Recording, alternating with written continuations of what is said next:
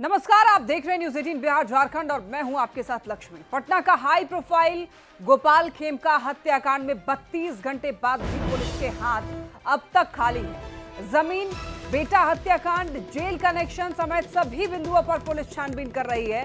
तकनीकी और वैज्ञानिक साक्ष्य के विश्लेषण और जांच के आधार पर पुलिस ने महत्वपूर्ण सुराग मिलने का भी दावा किया है।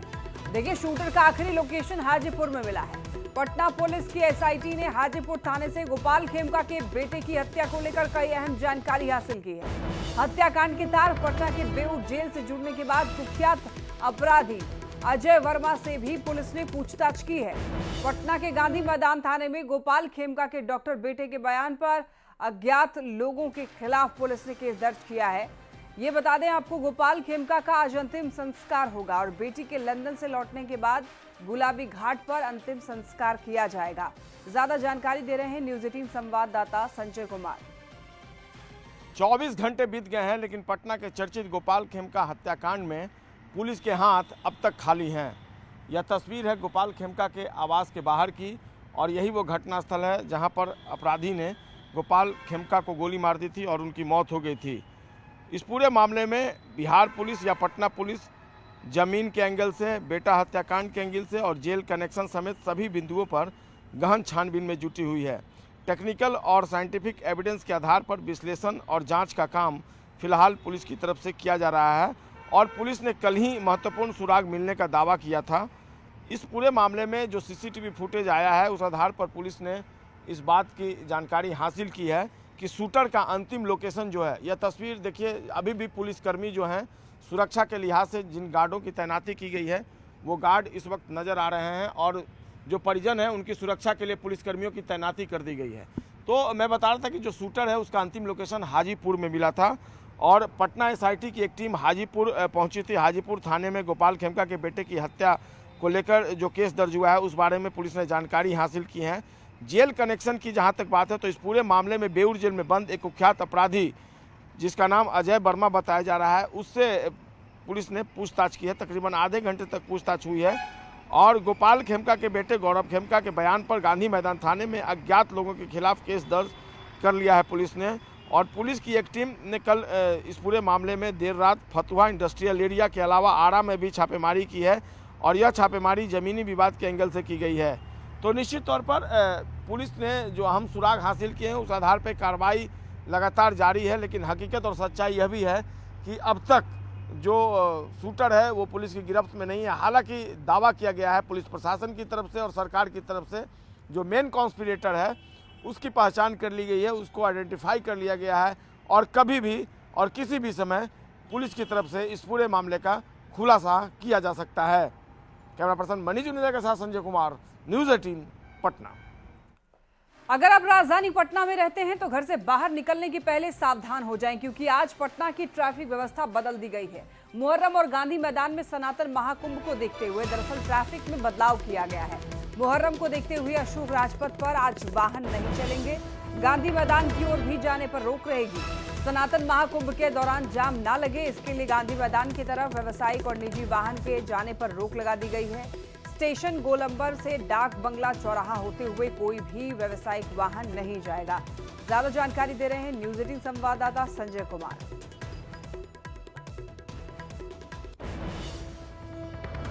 आज रविवार है, लेकिन राजधानी पटना की ट्रैफिक व्यवस्था बदली रहेगी। आज मुहर्रम का ताजिया निकलेगा। इसके अलावा सनातन महाकुंभ का आयोजन भी गांधी मैदान में किया गया है।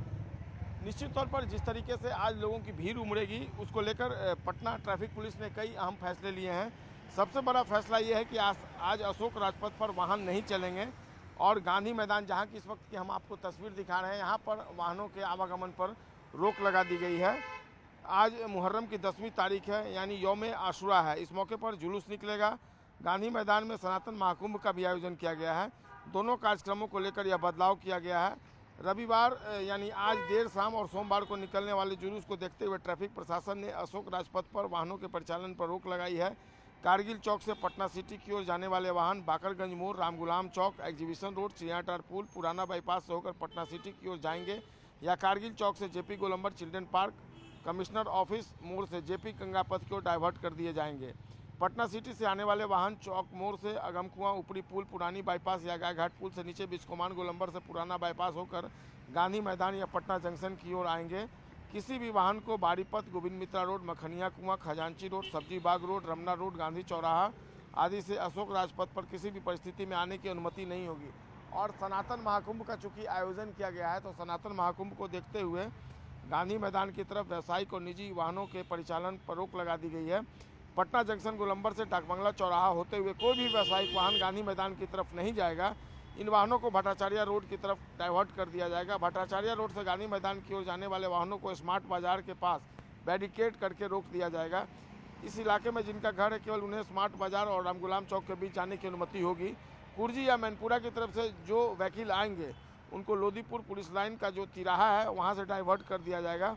इसके अलावा जेपी गंगा पथ पर जो कमिश्नर ऑफिस है उसके सामने बैरिकेटिंग की गई है और वहां से गांधी मैदान की तरफ गाड़ियां नहीं आएंगी। कैमरा पर्सन मनीजू निदा के साथ संजय कुमार, न्यूज़ 18 पटना।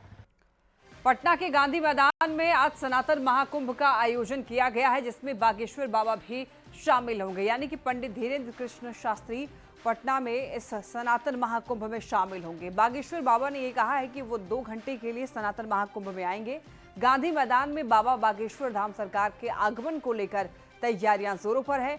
आयोजन के लिए 2 लाख स्क्वायर फीट में भव्य जर्मन हैंगर लगाए जा रहे हैं और जहां पर देखिए हजारों श्रद्धालु जुट पाएंगे।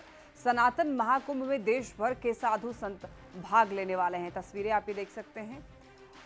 भव्य पंडाल यहां पर बनाया जा रहा है और सनातन महाकुंभ में शामिल होने के लिए देश भर के साधु संत भाग लेंगे। वहीं आपको बता दें पंडित धीरेन्द्र कृष्ण शास्त्री का भी आगमन होगा और उनके आगमन को लेकर यहां पर भव्य स्वागत के लिए तमाम व्यवस्थाएं जो हैं वो की जा चुकी हैं। तारीख को बिहार की राजधानी पटना में गांधी मैदान में एक दिन के लिए हम 2 घंटे के लिए जा रहे हैं, जहां भगवान दादा परशुराम का उत्सव मनाया जा रहा। पूरे देश के संत आ रहे हैं। सनातन महाकुंभ है, दोपहर 11 बजे से है। उस 11 बजे के महाकुंभ में बिहार वालों, बिहार में काबा बागेश्वर बाबा हम आ रहे हैं। हाँ, तो हम बिहार आ रहे हैं और 2 घंटे के लिए आ रहे हैं। खबर दरभंगा से, जहां पर मुहर्रम जुलूस में एक समुदाय के ही लोग आपस में भिड़ गए और जमकर एक दूसरे पर पत्थरबाजी की। गाड़ियों में जमकर तोड़फोड़ किया। कई गाड़ियों के शीशे तोड़ दिए गए। 12 से ज्यादा लोग घायल हो गए। इस दौरान इलाज उनका जारी है। बिरौल थाना क्षेत्र के अकबरपुर गांव में देखते ही देखते दोनों ओर से पथराव शुरू हो गया। गांव का माहौल रण क्षेत्र में बदल गया। 12 से भी ज्यादा लोग घायल बताए जा रहे हैं। इस दौरान कई गाड़ियों में तोड़फोड़ की गई। एक ही समुदाय के लोग जो है आपस में भिड़ गए और विवाद इतना ज्यादा बढ़ गया कि पत्थरबाजी होने लगी। यहाँ पर कई गाड़ियों के शीशे जो है वो तोड़ दिए गए और मुहर्रम जुलूस बताया जा रहा है जमकर पत्थरबाजी हुई और इस दौरान कई लोग घायल हुए हैं। उसके बाद यहाँ पे रोड़ाबाजी पत्थरबाजी हुई है।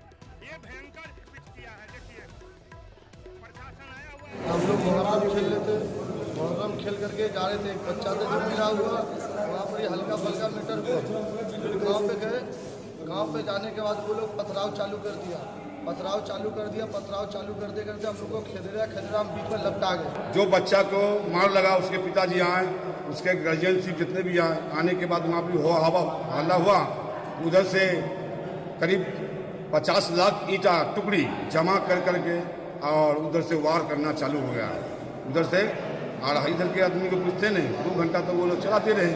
उसके बाद हम क्या करें भाई, क्या बचने वाला जान नहीं है। तो हम थाना प्रभारी बड़ा बाबू को फोन लगाए और बताए सर ऐसी बात है, गांव में 2 आदमी के बीच में आपस में हेवी मारपीट हो गया। बड़ी खबर दरभंगा से, जहां पर मुहर्रम के जुलूस के दौरान कई लोग हाई वोल्टेज तार की चपेट में आ गए। एक व्यक्ति की मौत की भी खबर है, जबकि 50 से ज्यादा लोग झुलस गए। ये घटना ककोड़ा गांव की बताई जा रही है, जहां पर मुहर्रम का जुलूस निकाला जा रहा था। तभी मुहर्रम का झंडा हाई टेंशन तार की चपेट में आ गया, जिससे लोग करंट की चपेट में आ गए। गंभीर रूप से झुलसे हुए लोगों को डीएमसीएच में भर्ती कराया गया है। अब लोगों का आरोप है कि हर बार जुलूस के दौरान बिजली काट दी जाती थी, लेकिन इस बार बिजली विभाग ने लापरवाही की। बिजली नहीं काटी गई, जिसकी वजह से ये हादसा हो गया। एक व्यक्ति की मौत हो गई, कई लोग हाई टेंशन तार की चपेट में आने से झुलस गए। आ रहा था और आने के कारण जो है बांस जो है तार में लग गया। तार में लगने से ट्रांसफार्मर आवाज़ किया और आवाज़ करने के बाद जो है तार जो है अपने आप नीचे गिर गया। उसमें कम से कम बहुत लंबा कतार था, तार गिरने का बहुत लंबा कतार था और उस बीच में बच्चे, बूढ़े, जवान, सियाना सब आदमी जा रहे थे। एक वही से करंट लगने से इस तरह का यहाँ माजरा नज़र आ रहा है। और इतना बड़ा प्रोग्राम था, इतना बड़ा जुलूस निकलने वाला था, बिजली काटा नहीं है। ये सरासर लापरवाही है बिजली विभाग का, जिसके के कारण लगभग सैकड़ों लोग बीमार पड़े हैं। एक भी डेथ भी हो गई है और 2-3 लोग ऐसा है जो जिसका इलाज चल रहा है और बहुत ही क्रिटिकल माहौल में है विजय। मुहर्रम को लेकर रांची में प्रशासन पूरी तरीके से अलर्ट है। आज शहर में मुहर्रम का जुलूस निकलेगा। जुलूस के दौरान शांति व्यवस्था बनी रहे, इसको लेकर पुख्ता इंतजाम किए गए। धार्मिक स्थान और संकरी गलियों में जवानों की यहां पर तैनाती की गई है। सभी इलाकों में थानेदार गश्ती करेंगे। राजधानी रांची में 1500 पुलिस जवानों की तैनाती की गई। सोशल मीडिया पर खास तौर पर नजर रखी जा रही है और सोशल मीडिया पर नजर रखने के लिए खास तौर पर अलग टीम का गठन किया गया है। अफवाह फैलाने वालों पर, हुड़दंग करने वालों पर पुलिस की पूरी नजर है और बचेंगे नहीं वो पुलिस की नजर से। रांची में निगरानी के लिए कंट्रोल रूम बनाया गया है, जहां 50 से भी ज्यादा पुलिसकर्मी सीसीटीवी से मॉनिटरिंग कर रहे होंगे। तो यहाँ पर तमाम तैयारियां जो है वो की गई हैं। तस्वीरों में हमने आपको दिखाया कि किस तरीके से जो पुलिस है वो हर जगह तैनात दिखाई दी है। और आपको ये बता दें कि राजधानी रांची में 1500 पुलिस जवानों की तैनाती कर दी गई है। सोशल मीडिया पर खासतौर पर नजर रखने के लिए अलग से टीम बनाई गई है।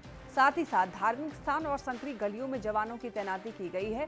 सभी इलाकों में थानेदार जो है वो गश्ती करेंगे। तो ये व्यवस्थाएं की गई हैं।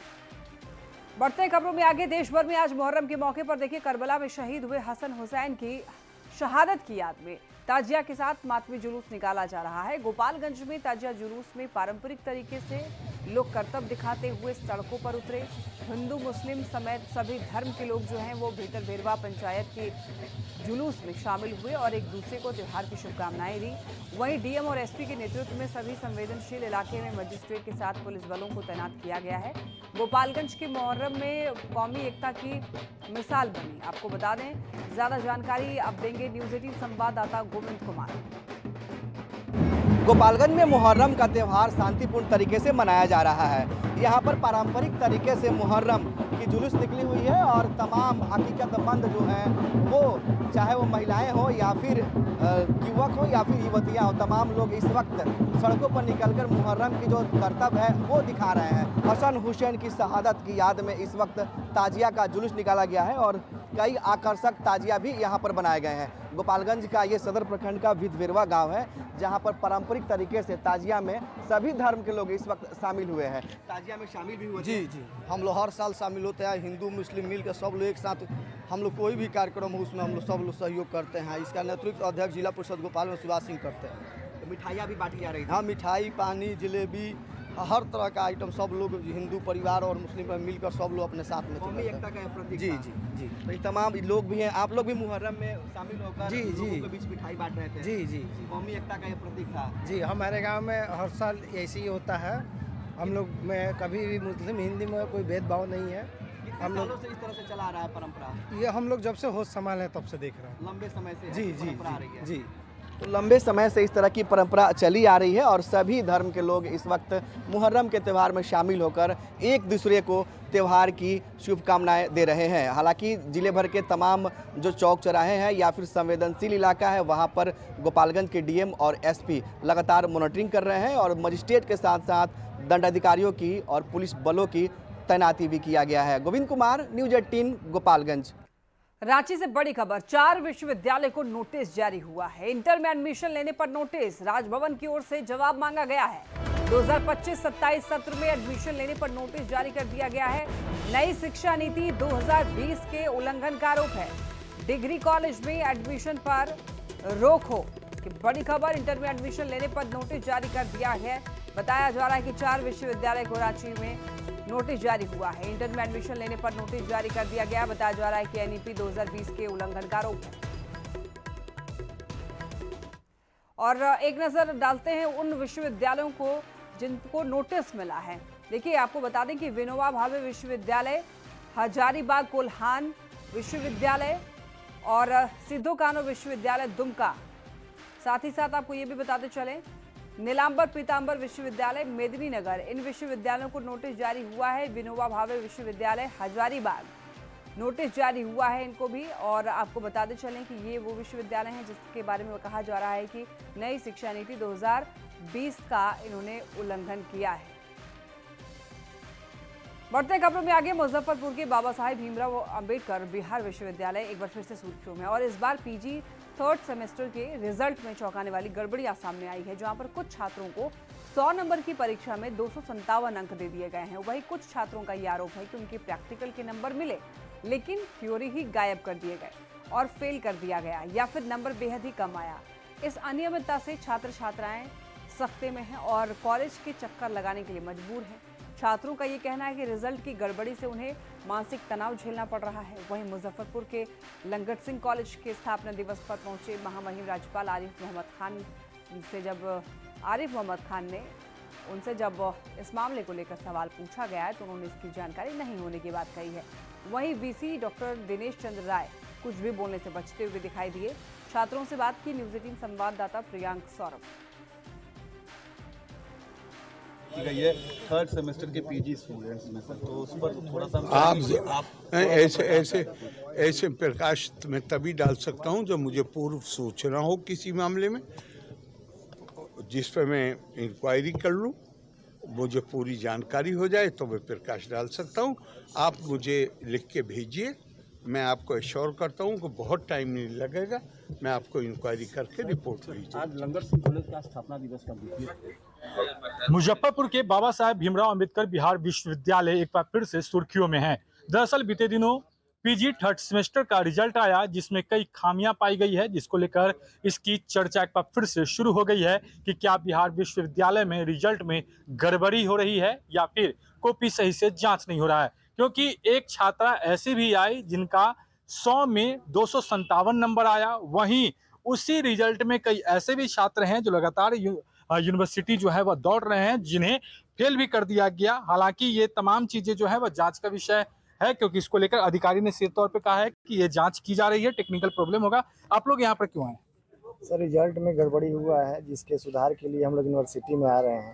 अच्छा, कौन से पीजी 3rd सेमेस्टर का है, मैथमेटिक्स विषय है। यहाँ पे आने के बाद किसी का कोई बात सुन नहीं रहा है, सब अपने मनमाने तरीके से कर रहे हैं। 3rd सेमेस्टर में ही एक मामला आया है कि 100 में 257 नंबर एक छात्रा को दिया गया। ऐसा सुनने में तो आ रहा है। आपके साथ क्या समस्या हुई? मेरे साथ वही समस्या है कि यहाँ इस विश्वविद्यालय में सभी लड़कों के साथ जबरदस्ती फेल करवाया जाता है। अच्छा, हम लोग बहुत अच्छे तरीके से कॉपी में लिखे और उसका आंसर भी बहुत अच्छा सुसंगठित ढंग से दिए, फिर भी हम लोग को फेल करवा दिया गया। सबकी यही समस्या है कि रिजल्ट में गड़बड़ी हुई है। हालांकि किसी को बहुत ज़्यादा नंबर आ गया और किसी को उम्मीद से भी कम नंबर आया है, जिसको लेकर छात्रों में असंतुष्टि दिख रही है। हालांकि इसको लेकर परीक्षा नियंत्रक ने कहा है कि यह टेक्निकल समस्या हो सकती है, लेकिन जब हम लोगों ने इसको लेकर वीसी से बात करने की कोशिश की तो उन्होंने इस पर कुछ भी बोलने से इनकार कर दिया है।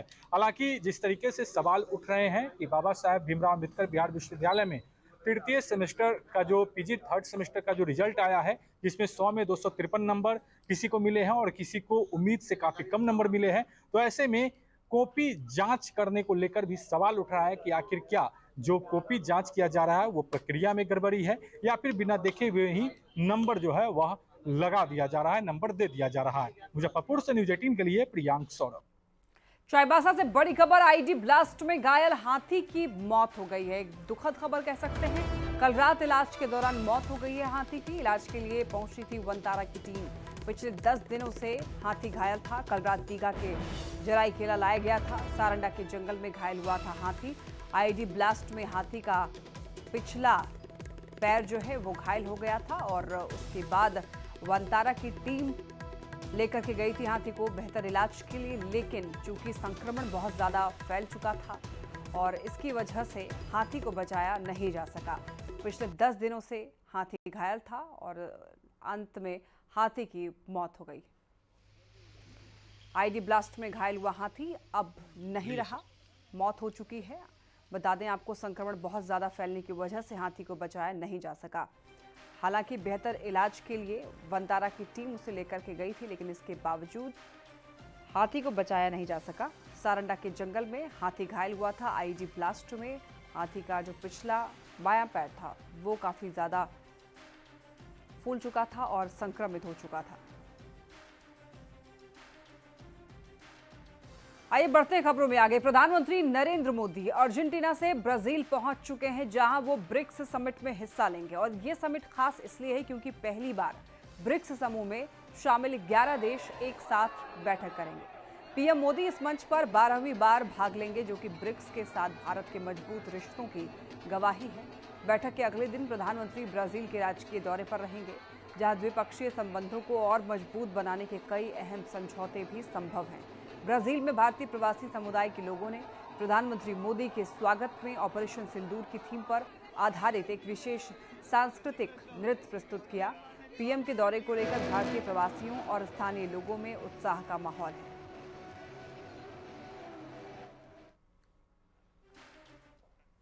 और इसी के साथ इस बुलेटिन